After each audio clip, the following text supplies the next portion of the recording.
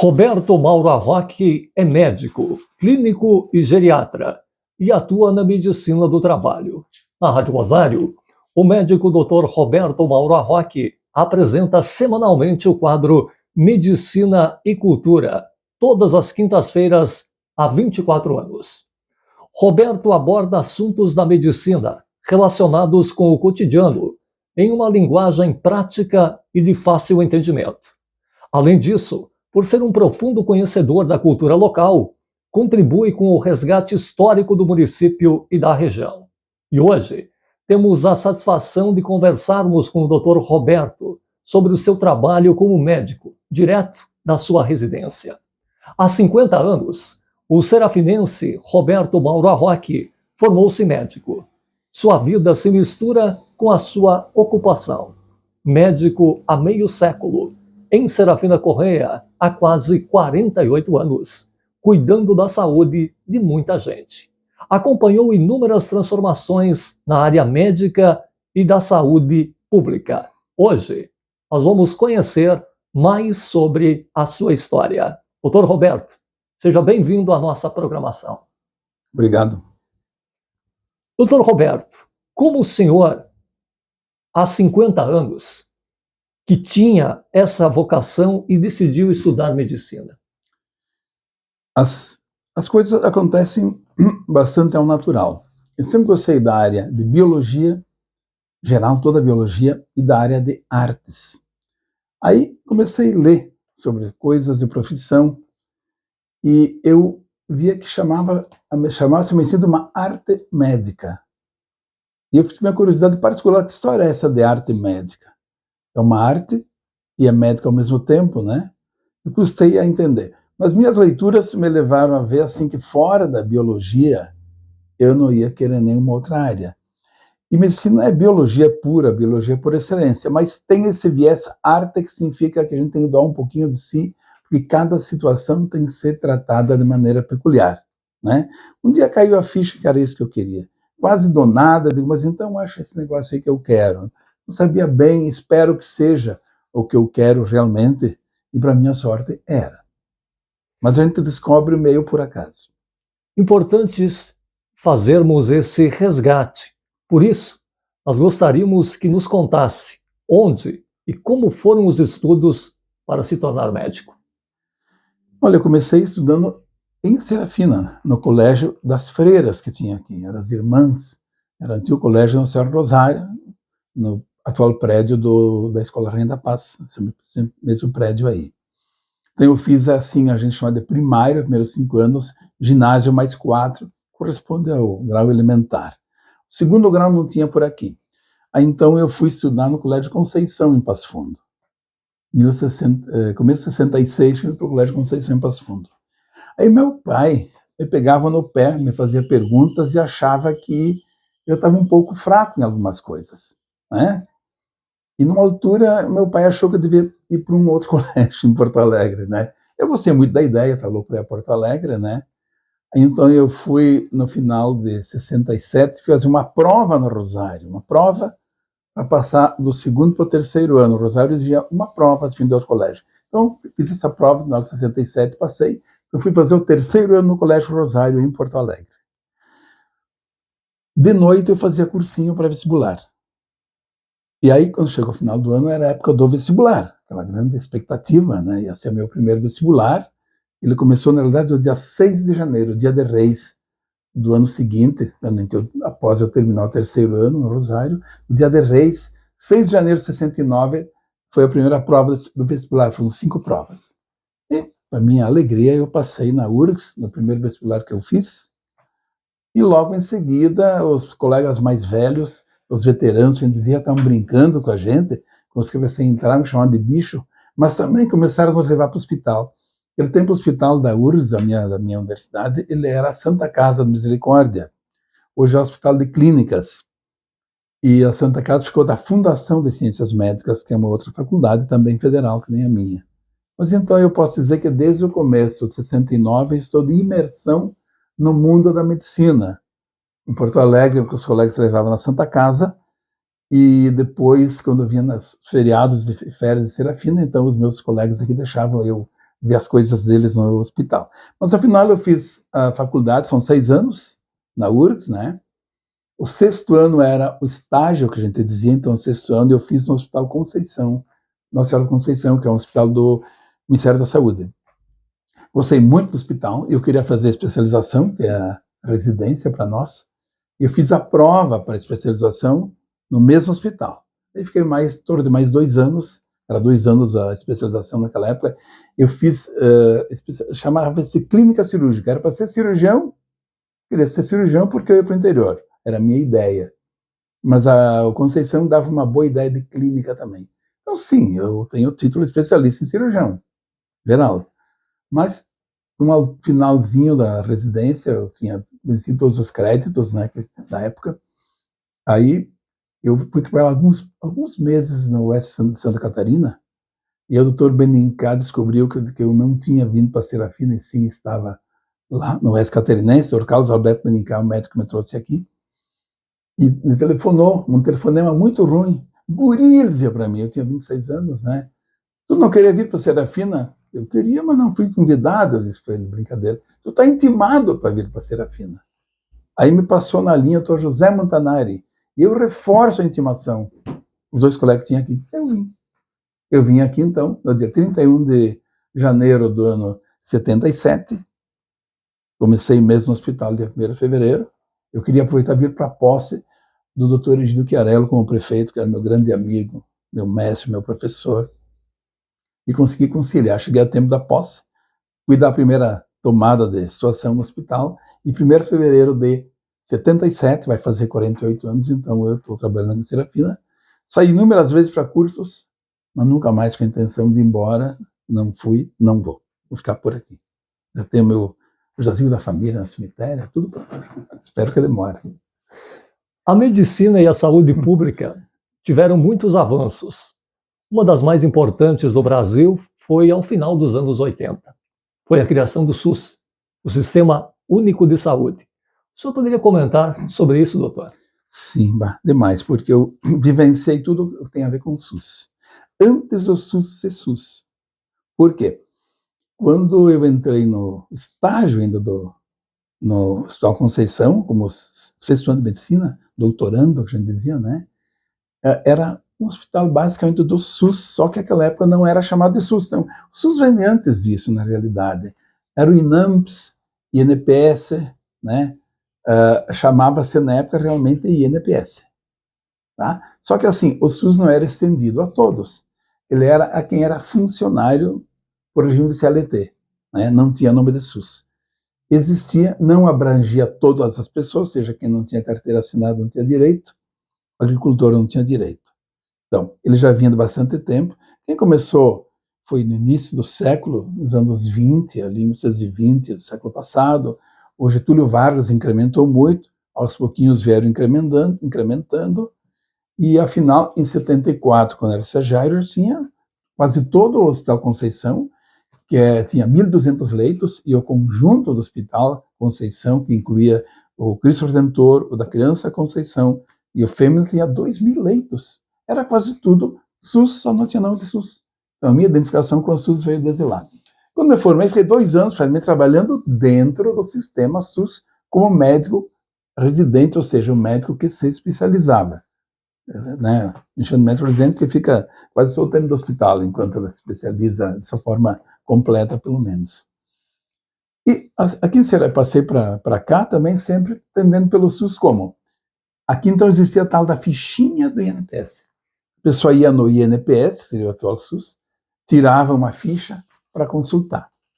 Bom, eu tinha que ser credenciado, eu não era ainda, mas existia uma figura de substituto de credenciado.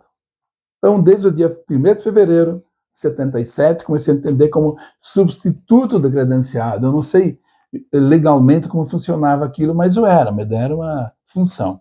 Depois eu fui credenciado propriamente dito, né? Aí depois eu fiz uma prova federal para o Ministério da Saúde. Passei, naquele tempo, então, era para atender consulta. Seria um avanço dentro do sistema SUS que ia avançando. Aí eu comecei a trabalhar no ano 82, a prova foi em 80, com uma série de de etapas, em 82 eu comecei a trabalhar em Guaporé. Trabalhei 2 anos em Guaporé, e aí voltava pelo sistema SUS. Bom, mas aqui em Serafina eu continuava atendendo a fichinha aquela. Bom, então em 84 eu voltei, então eu fui transferido do Guaporé para Serafina, porque não existia a minha função federal, aqui existia em Guaporé. Aí foi criado o sistema lá no prédio atual do INPS, INAMP, INSS. Aí eu larguei da fichinha e atendia 16 consultas por dia, então, pelo SUS propriamente dito, ainda sem nome, num horário. Aí eu fiz uma outra prova para o governo do estado. Eu era médico, então passei. Em 84 passei a atender, 83, atender pelo governo do estado também. Então tinha num turno federal, num turno do estado. Era SUS, só não tinha nome de SUS. Bom, nos anos 80, então, foi crescendo essa a ampliação de acesso ao SUS. Então, criaram o sistema Fundo Rural, né, para o agricultor também ter, mas ainda era uma coisa precária. E pessoas que não eram nem agricultor e nem carteira assinada, ficavam sem ninguém. Aí, esse é o grande lance do SUS, a partir da Constituição de 88, que ele abrangia todo mundo tinha direito, né? Então, eu acompanhei o SUS em todas as etapas, digamos que desde que me formei, né? Todas as transformações que ele teve, nomes que ele teve como funcionário específico. No federal, eu atendi 10 anos de consulta, depois fiz um concurso interno, concurso dentro do próprio instituto para ser médico perito do INSS. Mas continuei no SUS do Estado. Atendi um total, em Serafina, só em Serafina, de 42 anos e 3 meses pelo SUS, com os vários nomes que ele teve. Inclusive, eu fazia cirurgia pelo SUS no começo. Eu fazia internações pelo SUS durante, eu não sei exatamente quanto, mas acho que uns 30 anos eu atendi pelo SUS aqui em Serafina, 35 acho que foi. Internação hospitalar pelo SUS. Era o SUS direto, não tinha ninguém complementava, né? E aí chegavam alguns colegas novos que diziam, mas eu não vou atender pelo SUS. Sabe quanto eles pagam? Eu sei muito bem, trabalho há muitos anos, eu sei. Talvez não me pague nem a gasolina do carro para eu ir lá. Era assim. Hoje mudou porque as prefeituras assumiram, recebem um dinheiro que vem do governo e repassam, tem os repasses, tem pagamento, mas o SUS propriamente dito era muito mal pago. Não sei, não era pago, de fato. Era muito no osso do peito, na boa vontade. Mas ninguém queria abdicar daquilo. Por brincar, um médico me trouxe, um médico antigo, ele, não, eu vou atender pelo SUS, vou continuar, o José Montanari, eu vou continuar. Eu continuei, vieram meus colegas, o Enio, o Paulo Massolini e o Hildo, atenderam pelo SUS durante muito tempo. Eles atenderam até que o SUS não pagava quase nada. Quando criou-se um modelo que a prefeitura assumia através dessas verbas completas, nós mais antigos saímos fora. Mas então, sim, alguns diziam, viu quanto eu ganho o SUS? Não vou trabalhar pelo SUS. Olha, querido, eu já estou... Isso no meu fim de carreira. Já estou há 42 anos, estou deixando 42 anos, 3 meses, e não morri até agora, e não pretendo morrer por ter atendido o SUS. Pelo contrário, o SUS me deu muita gratificação. Eu acho que fiz muita coisa boa pelo SUS. E, claro que na função pelo Estado e pelo Federal eu era bem remunerado. No meu entender, pelo menos, eu era bem remunerado. Mas existia esse outro SUS das pequenas coisas, ou da fichinha, ou da internação do hospital, que de fato, né, eles perdiam, estavam perdendo todos os médicos, ninguém mais ia atender por aquele sistema. Mas eu atendi, sobrevivi e gostei. Teria feito de novo. Doutor Roberto, junto das suas especialidades na área e formações, a tecnologia ela deu um salto significativo. E na medicina, a qualidade técnica é evidente. O senhor poderia citar alguns desses avanços que ocorreram? Sim. Eu passei assim, olha, eu tenho além da especialização de 2 anos na época como residente, eu fiz algumas pós-graduações e prova de título, então eu tenho mais de um título especialista, né? A gente pode registrar 3, então eu só tenho 3 registrados como especialista, mas eu tenho mais alguns com título, eu só não registrei. Por quê? Porque você é muito estudioso. E como havia possibilidade em algumas coisas, algumas exigem assim que fique 3 anos, 4, o André, meu filho, tem 4 anos de especialização para ser cardiologista, mas algumas faziam um curso, uma pós, e faziam uma prova com validade federal e passava. Eu fiz. Então, acompanhei algumas áreas, mesmo que eu não as pratique. Então eu posso dizer que eu vi de dentro acontecer um bocado de coisa, Bom, uma coisa que eu muito gostei, nunca fiz nenhum curso, eu não tenho nenhum título de especialista na área de imagens.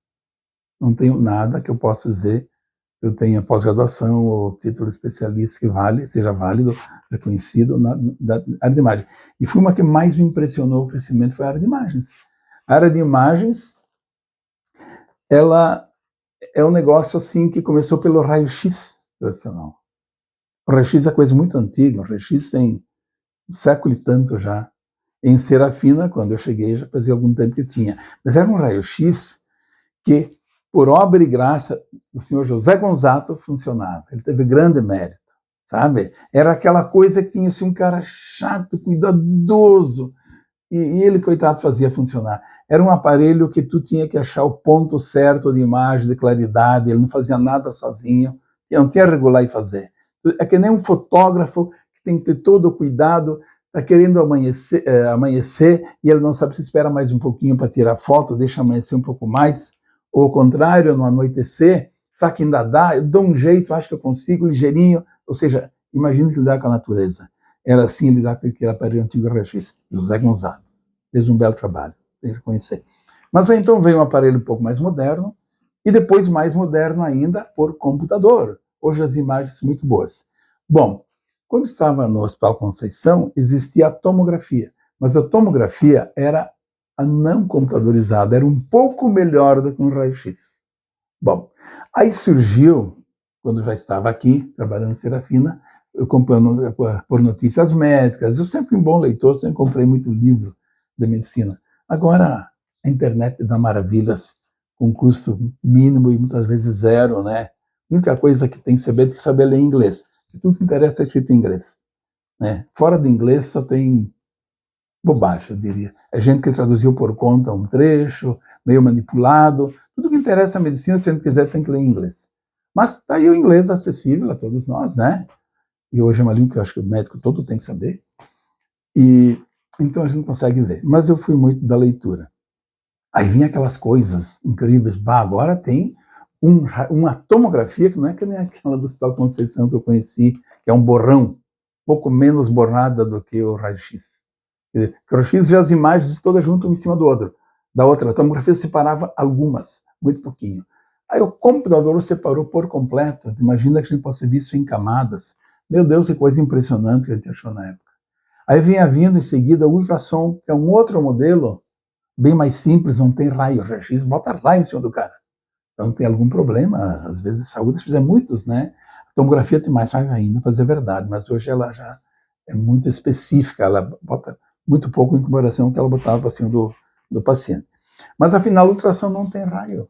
A ultrassom foi aperfeiçoado, muita coisa dá para ver, o órgão assim avança, vê as camadas dele, né? Maravilha. Parecia que o mundo, né, estava num outro ápice.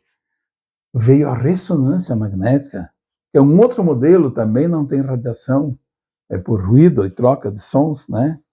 Nesse meio tempo evoluía a endoscopia. Quando estava na faculdade, chegaram alguns endoscópios da Hungria, era da Hungria. E veio um material da Alemanha Oriental, naquele tempo existiam duas Alemanhas para se juntar, e um da Hungria, acho que era da Hungria. Então era um demônio, que bom que tem isso aqui. Ele era uma coisa muito mais grossa que isso aqui, para enfiar, reto. Imagina um cara que tem que ficar numa posição assim que conseguisse passar reto aquilo aí para ver o estômago. E uma luzinha na ponta, né? Então o paciente tem que ser um herói para se submeter, né? Tem que ser uma situação terrível, né? Para fazer aquilo lá. Sorte que logo em seguida, então eu já estava aqui, em vez de ser um tubo reto, era flexível. A imagem por sistema de espelhos conseguia chegar e depois por fibra óptica, então foi evoluindo. Então agora eles passam um caninho que é mais fino que isso aqui, que é essa parte, né, do estômago, ou fazem no intestino, por isso aí fazem maravilha, fazem pequenas cirurgias, grandes cirurgias, né, então isso foi uma coisa que veio evoluindo. Uma outra coisa, vídeo, cirurgia por vídeo, né, tem que fazer um corte, não tinha outro jeito.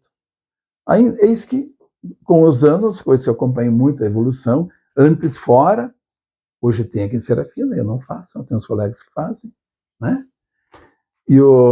Então passa um caninho para dentro da barriga, mais os 3 caninhos para manipular, para enxergar, não faz corte, faz pequenos talhinho pequeno, e depois cicatriza nem vê, faz maravilhas, né? Então essa evolução eu acompanhei. Eu não faço, não cheguei a fazer isso aí, né? Porque eu larguei de parte cirúrgica bem antes de começar, que eu me apaixonei pelas áreas clínicas, fazia uma pós-graduação em geriatria e estou até hoje nessas coisas assim.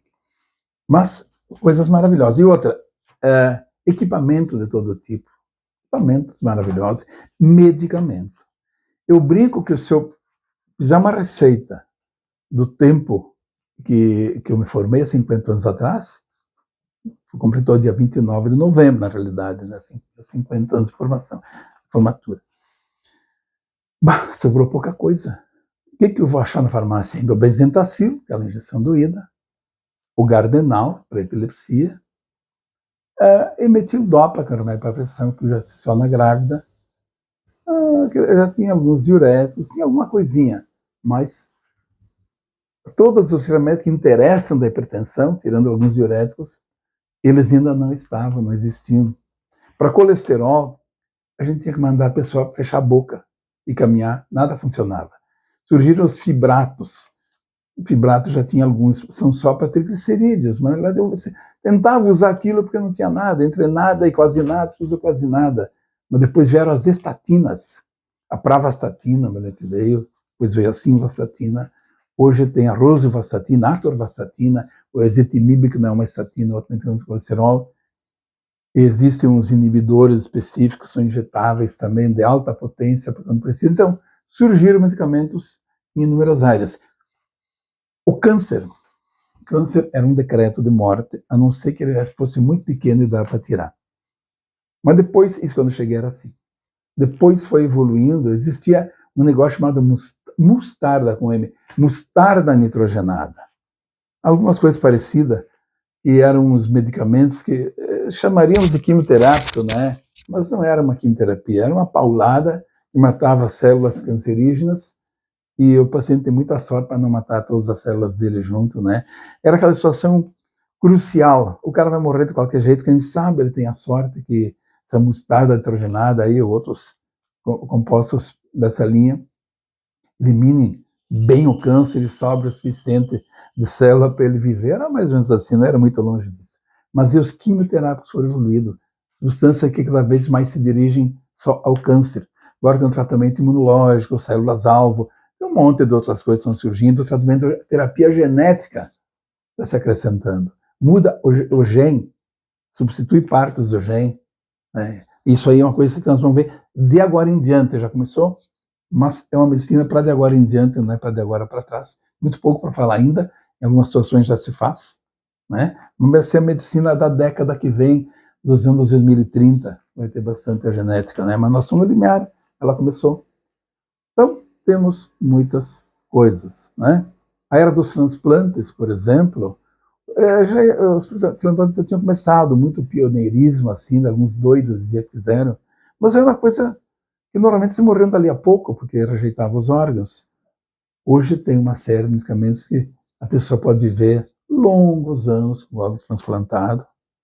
Agora já se fala em transplantes heterólogos, no caso assim, em vez de transplante humano, transplante de um órgão animal. Esse animal vai ser geneticamente modificado para que fique parecida a estrutura de DNA e a estrutura genética, afinal, com o ser humano, para poder, no futuro, ter órgãos à vontade para fazer transplante. E já se começou, os Estados Unidos já fez um transplante, alguns já, de suínos transformados, né, digamos assim, geneticamente. Uma médica brasileira participou da primeira cirurgia no estado americana. Então, isso é o que está vindo e já começou. Nós estamos diante de um maravilhoso começo de uma nova era. Só que, assim, isso nós vamos ver o funcionamento para um pouco mais adiante. Eu tive também muitas frustrações na medicina. Eu me lembro, no programa, na Rádio Rosário, que algumas coisas eu anunciei vários anos antes Eu gosto que eu pesquiso, ó, vai vir isso aí, vai vir isso aí. Eu me lembro, então, só para dar um exemplo, o Rimonabanto. Nossa, quanto que eu falei na rádio, vai vir o Rimonabanto.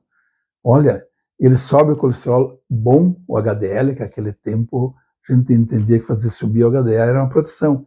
Hoje sabe que o HDL ele é só um marcador biológico, não tem impacto a gente fazer artificialmente mudança no HDL, né? Mas sim, a gente acreditava, a ciência não tinha nos mostrado esse outro lado ainda. Sobe o HDL, a pessoa emagrece 8 quilos em média num ano, depois ela meio que para de emagrecer. Se é gorda, emagrece mais um tempo ainda, tomando um comprimidinho por dia. Ela baixa a barriga, ela tem impacto principalmente na gordura abdominal. Que maravilha, o negócio emagrece, deixa a pessoa mais saudável, mais elegante, com menos barriga, sobe o colesterol bom e ainda baixa o ruim, né? Bom, o que aconteceu? As pessoas tomavam aquilo, entravam em depressão. Quando foi lançado, sorte que eu tenho uma norma do doutor Akio Moriguchi, lá da Yukio Moriguchi, que trouxe a geriatria para o Rio Grande do Sul. Esperem pelo menos um ano antes de aceitar uma coisa nova, a não ser uma situação de emergência. Tá, eu não atendi essa situação de emergência e vou dar o ano de espera. Antes que chegasse o ano, já tinha morrido muita gente por causa do uso do Rimonabanto. Era a Complia, a marca. Aqui em não chegou a ter nas farmácias, porque nem eu nem ninguém receitou, né? Mas ele provocava uma depressão muito grande numa boa parte dos pacientes. Interessante que hoje não aconteceria mais. Hoje, as testes pré-lançamento ficaram muito mais rigorosos, né? E a informática ajuda muito. Agora, a própria inteligência artificial está vindo com tudo para que se chegue, de fato, com segurança. Mas não, isso é uma coisa muito nova. E o Rimonabanto, a questão, acho que uns 15 anos atrás foi lançado. Não era assim. E as pessoas morriam nas situações muito graves de depressão. Graves mesmo. Muito suicídio. Tá? Morrendo assim. Então, eu entrei numas frias também. Por quê? Porque eu não cheguei a dar posições, mas dentro da minha perspectiva, da minha vontade de ver acontecer com as coisas ruins, que pelo meu método de trabalho não foram para mim, para os meus pacientes. Mas sim. Então a medicina, ela basicamente nos dá coisas maravilhosas, não sem fazer um exame sempre de até que ponto também ela é uma ciência. E a ciência é criada e trabalhada e conduzida por humanos e ela às vezes entra em frias. Cada vez menos, sim, mas tivemos algumas frustrações também. Doutor, dois pontos importantes que valem a pena aproveitarmos para orientação e esclarecimento da população, vinda do senhor como médico, com essa vasta experiência. Primeiro, o envelhecimento da população brasileira e suas características. E segundo, a obesidade, que é considerada uma epidemia. O que é importante a população saber, doutor? Estamos ainda numa encruzilhada, mas a gente já começa a saber muita coisa. Por exemplo, o modo de vida é fundamental, né? Você está cada vez mais apertando o botão em vez de tocar a manivela, né? Cada vez mais mandando fazer do que fazer, ou mandando a máquina fazer. Sedentarismo, isso é um ponto, sim. Mas a alimentação tem uma outra situação. Come-se coisas que não se devia comer, coisas ultraprocessadas. Isso inclui, por exemplo, a comparação entre gorduras. Ele diz assim, não come gordura animal. Por quê? Alguns equívocos de conhecimentos, algumas coisas da natureza, às vezes ela nos conduz de um jeito que nós não temos como escapar das armadilhas dela. Então, gordura em excesso continua não se deve usar. Gorduras artificiais, que nem a trans, não se deve usar. Mas acreditou-se por muito tempo que as gorduras é que eram o principal inimigo. Hoje sabe que os açúcares são piores, o sal é pior, os ultraprocessados são piores. Então, a nossa epidemia de obesidade não se deve a comer gordura, as pessoas deixaram de comer gordura. Nem a carne, a proteína em si, se deve aos açúcares, se deve aos ultraprocessados, ou seja, hidratos de carbono que só salva o carboidrato. Vocês imaginam o grão de trigo primitivo, que ele era só pilado, esmagado no pilão, integralíssimo. Com o tempo, os caras foram aprendendo a tirar a primeira casquinha, a segunda, a terceira, só sobrou miolinho. Tá, o miolinho, ele é um desequilíbrio. O equilibrado da natureza é o grão inteiro, tirando a casca só. A casca a natureza deixou bem clara que é para tirar. Mas o resto do grão não. Né? Então, ultraprocessado. Os próprios óleos vegetais. A história que o óleo vegetal a gente acreditava. Eu gosto de fazer os meia-culpa, a gente diz, né? Ou seja, a gente estuda e a ciência avança, ela entra em fria, mas essa ciência que vai saber nos dizer, turma, não era assim, porque a ciência é honesta. Ciência honesta.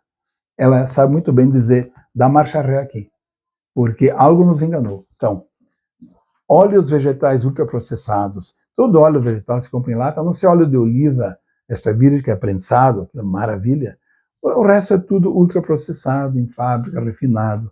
E por algum motivo aquilo impacta de uma maneira que nós temos que entender um pouco melhor, mas já sabemos que prejudica, já sabemos que dá obesidade, assim com tudo que vem em pacote da obesidade.